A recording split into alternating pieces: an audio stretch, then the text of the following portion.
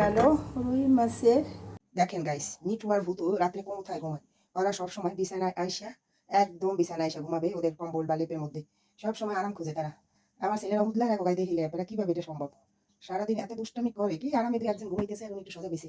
আর এটা হচ্ছে কখন জানেন? ফজরের নামাজের পর আমি এই রুমে আইসা এই ওনাদেরকে দেখছি ঘুমাও এখন। মিষ্টি কুমড়া দিয়ে চিংড়ি মাছ রান্না করবো, তো 4টা করে ভেজে নেবো আজকে দুপুরের জন্য। আজকে এমনিতেই রান্না বান্না করার কোনো মনমানসিকতা নেই। যে কাছে বলেছিলাম আমাদের ক্লাবেরই এক ভাই এসব করে মারা গেছেন, মনটা ভীষণ খারাপ।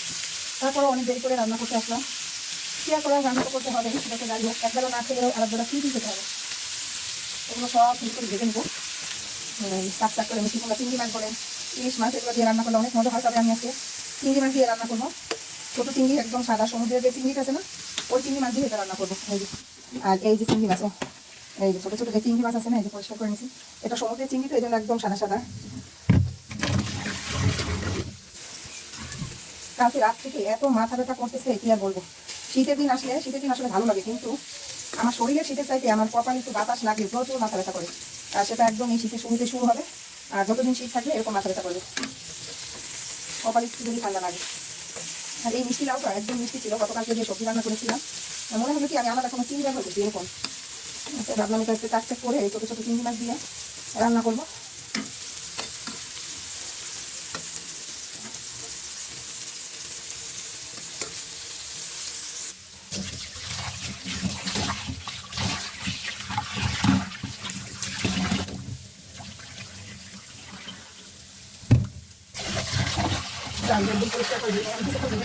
সেটাও করতে পারিনি, কারণ যে ভাই মারা গেছে ওই আপার বাসায় কয়েকবার করে যাওয়া আসা, মানে কোনো কাজই করার ইচ্ছা এবং মন মানসিকতা নাই। মানে খুবই খারাপ লাগছে। চিন্তা করতেছি মানুষের কত টাকা আছে, তারপরও কেউ সহজে মানে হয় স্থায়ী হবে। যে যাকে ছোট করতে পারে, ছোট করে কথা বলতে পারে, কত অহংকার মানুষের মধ্যে। হচ্ছে মানুষ ক্ষণিকের অতিথি, তারপরও মানুষের কত গুণা অহংকার। আরেকটা কি বলবো, আর এক একজনের এক একটা কথাবার্তা শুনলে আমার আত্মীয় খুব চিন্তা করি যে মানুষ আসলে এই অদ্ভুত কথাগুলো কিভাবে বলে। রিজিক নাকি মানুষ দেয়? রিজিক তো আল্লাহ, মহান আল্লাহ তাআলা যাকে সৃষ্টি করেছেন যখন, আল্লাহ তাকে রিজিক দিয়ে দুনিয়ায় পাঠিয়েছেন। তার খারাপ সময় আসে, সেটা আল্লাহ পরীক্ষা করেন। তো মানুষের ইমানকে পরীক্ষা করার জন্য সেটা অনেকে দুর্বলতা ভাবে কোথা দেয়। আমাদের সমাজে কিছু মানুষ আছে, কিন্তু তারা আবার অনেক ইসলামিক কথা শোনায়, অনেক দেরি। চিংড়ি মাছটা একটু ভাজা দিয়ে নিতেছি। ছোটো ছোটো চিংড়ি, মানে এগুলো সমুদ্রের চিংড়ি তো একদম সাদা, বেশি চিংড়ি না, এগুলো একটু ভাজা দিয়ে নিলে আর কি একটু ভালো লাগবে। আজকে আমি রান্না করে অনেক জোর করে, আজকে আমার রান্না করতেই করে না। যে কালকে মেথি শুকিয়ে গেছে অবশ্যই, মেথি আর কালো জিরা।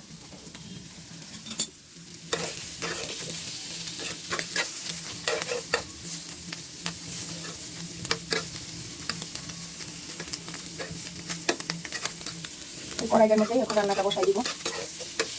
হয়ে গেছে,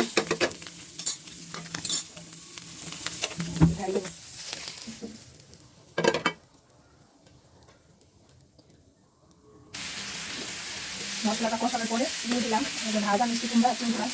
এটা একটু সুন্দর করে কষাবো, তারপরে মাছ পানি দিব।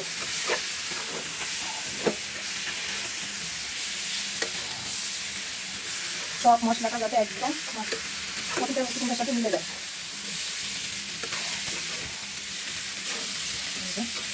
এখন এখানে একটু পানি দিব।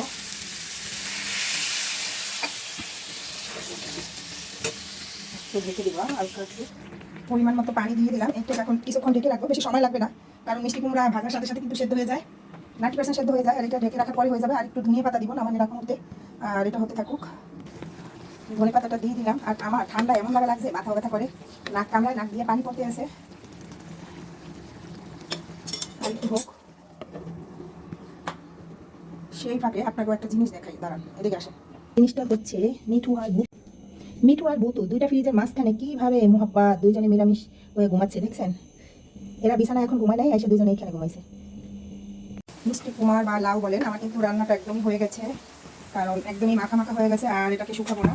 আর মিষ্টি কুমড়া তো আর একটু নামানোর পরে যতটুকু বাকি আছে ওটা কিন্তু শুকিয়ে যাবে। এই যে আমি কিন্তু নামিয়ে ফেলছি চুলা থেকে, আমি এই চুলায় রান্না করেছি।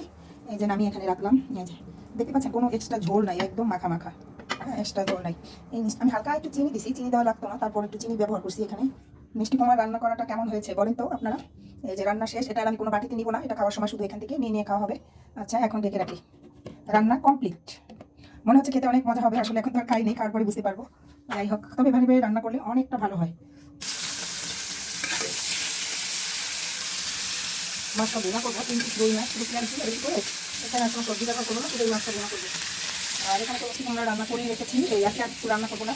আর দিন দুটো প্রচুর গরম ফেলেছে, আজকে শরীরটা ভালো না, মনটাও ভালো লাগতেছে না, এই জন্য আর কিছু রান্না করবো না। এই মাছটা শুধু ভুনা করবো, শুধু পেঁয়াজ দিয়ে ধনে পাতা দিয়ে। এই যে 3 পিস মাছ, এটা কিন্তু ভুনা হয়ে গেছে একদম, এটা মাথা মাথা রেখেছি, এটা নাড়া একটা বাটিতে নেবো। হয়ে গেল রুই মাছের পেঁয়াজ একদম। আচ্ছা, সবাই ভালো থাকবেন, সুস্থ এবং সুন্দর থাকবেন। আল্লাহ হাফেজ সবাইকে, আবার বলছি আসসালামু আলাইকুম।